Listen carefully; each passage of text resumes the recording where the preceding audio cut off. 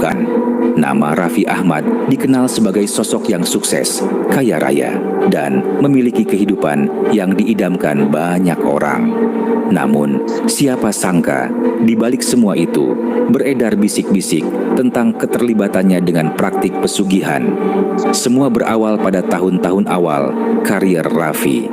Ia memang dikenal sebagai artis berbakat, namun tak sedikit yang heran dengan lonjakan drastis kekayaannya. Dalam waktu singkat, ia mampu memiliki rumah mewah, mobil sport berjejer di garasi, hingga bisnis yang menggurita. Orang-orang mulai berbisik, nggak mungkin segitu cepat kalau cuma dari dunia hiburan. Konon, ada yang melihat Raffi pernah menghilang selama beberapa hari di tahun 2010. Kabarnya, ia pergi ke sebuah desa terpencil di lereng Gunung Salak, Jawa Barat. Desa itu terkenal sebagai tempat mencari pesugihan. Orang-orang yang mendatangi tempat itu rela memberikan tumbal demi kekayaan instan. Seorang warga yang tak mau disebutkan namanya bercerita, "Saya pernah lihat lelaki mirip Raffi Ahmad datang tengah malam. Wajahnya pucat, matanya kosong. Ia masuk ke hutan bersama seorang dukun. Keesokan harinya, dukun itu bilang ritualnya berhasil." Desas-desus menyebutkan bahwa pesugihan yang diambil Raffi disebut teling. Konon, teling adalah makhluk halus berbentuk lelaki tua, berambut putih panjang, dengan telinga yang sangat lebar. Teling dipercaya membawa kekayaan bagi siapa saja yang bersekutu dengannya, tapi dengan syarat harus ada tumbal darah keluarga setiap 3 tahun. Rumor semakin kuat ketika beberapa kejadian aneh melanda keluarga Raffi. Pada tahun 2013, sepupu jauhnya mengalami kecelakaan tragis. Lalu, asisten pribadinya tiba-tiba meninggal karena serangan jantung misterius. Setiap kali ada kematian, bisnis Raffi justru semakin melejit. Seorang paranormal terkenal pernah berujar, aura kekayaan Raffi memang kuat, tapi ada energi lain yang mengikuti. Itu bukan hal wajar.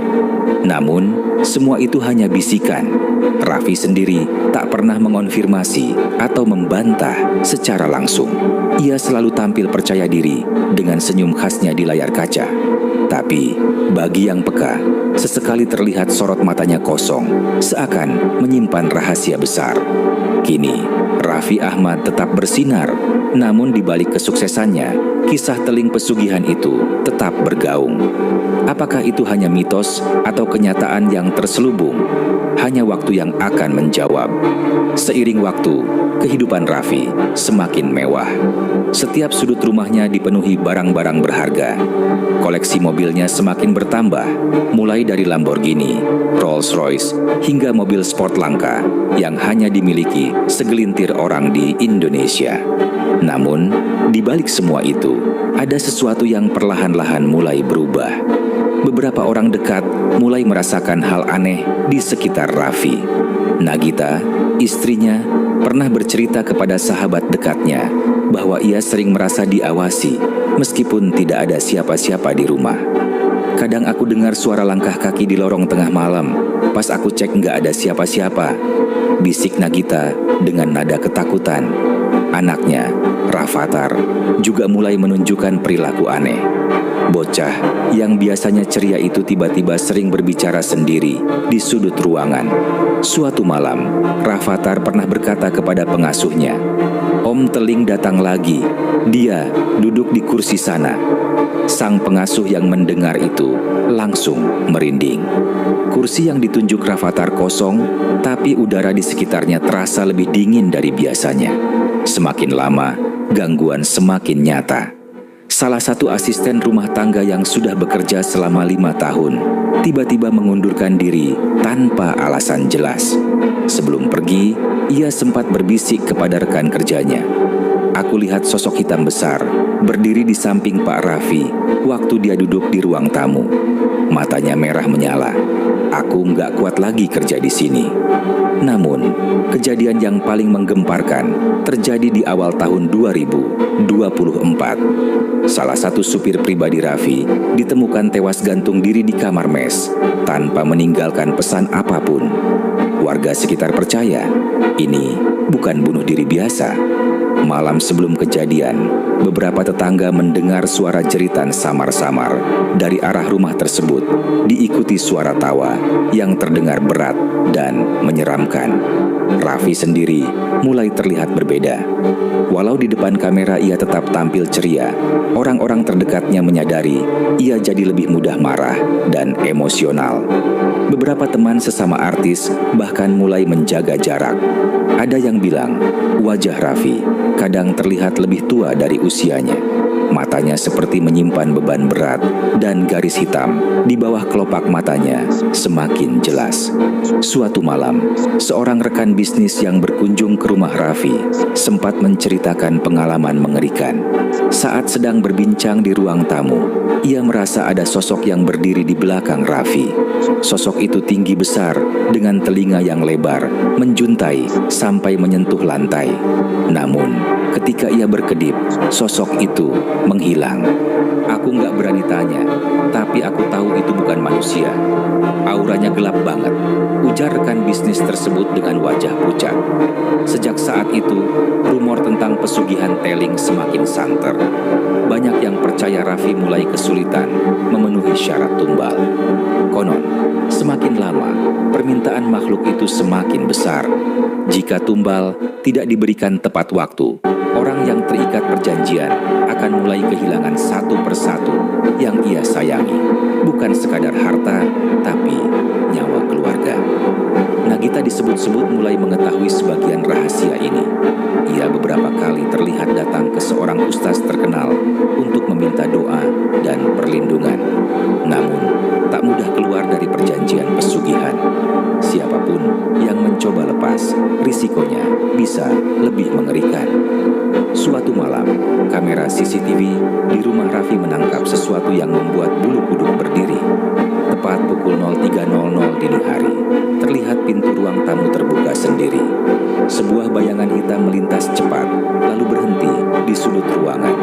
Jika diperhatikan dengan saksama, sosok itu tampak memiliki telinga yang sangat lebar, seperti yang sering diceritakan dalam mitos pesugihan Teling.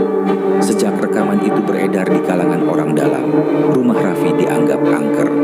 Beberapa tamu bahkan menolak menginap di sana. Namun, Raffi tetap mempertahankan senyum cerianya di depan publik, seakan-akan tidak terjadi apa-apa. Tetapi, di balik semua itu, semakin banyak orang bertanya-tanya. Sampai kapan Teling akan terus menuntut? Dan siapa korban berikutnya? Malam itu, rumah Raffi kembali terasa ganjil. Angin dingin berembus, meski semua jendela tertutup rapat. Nagita duduk di kamar, matanya menatap kosong ke layar televisi yang tak ia perhatikan isinya. Di sudut kamar, Rafathar tertidur pulas, tetapi wajahnya terlihat pucat. Tiba-tiba, terdengar suara langkah kaki menyeret dari lorong. Perlahan, suara itu semakin dekat. Nagita menahan napas. Ia tahu betul, semua orang di rumah sudah tidur. Ceklek, pintu kamar mandi terbuka sendiri. Nagita menoleh dengan jantung berdegup kencang. Di dalamnya kosong, hanya pantulan wajahnya yang tampak di cermin. Tapi, sekelebat bayangan hitam melintas di belakangnya. Sosok itu memiliki telinga yang menjuntai hingga menyentuh lantai. Nagita tersentak, menutup matanya sambil menggumam doa. Saat ia membuka mata kembali, semuanya kembali normal. Tapi, perasaan tidak enak itu tidak kunjung hilang. Di sisi lain, Raffi duduk termenung di ruang kerjanya. Di depannya, tergeletak sebuah foto keluarga mereka. Wajahnya tampak gelisah, tangannya gemetar. Sudah hampir waktunya lagi. Waktu untuk memberikan tumbal. Raffi tahu makhluk itu mulai menagih janjinya. Dalam keheningan malam, terdengar bisikan samar-samar di telinganya. Waktumu hampir habis. Tumbal berikutnya harus darah dagingmu sendiri. Raffi terlonjak kaget. Ia menoleh ke sekeliling ruangan, tetapi tak ada siapapun. Namun, bau anyir darah tiba-tiba menyeruak, membuatnya mual. Di sudut ruangan, samar-samar terlihat sosok Teling sedang duduk, dengan mata merah menyala, dan telinga panjangnya melingkar di lantai. Sosok itu menatap Raffi dengan senyum dingin. Kali ini, anakmu atau istrimu?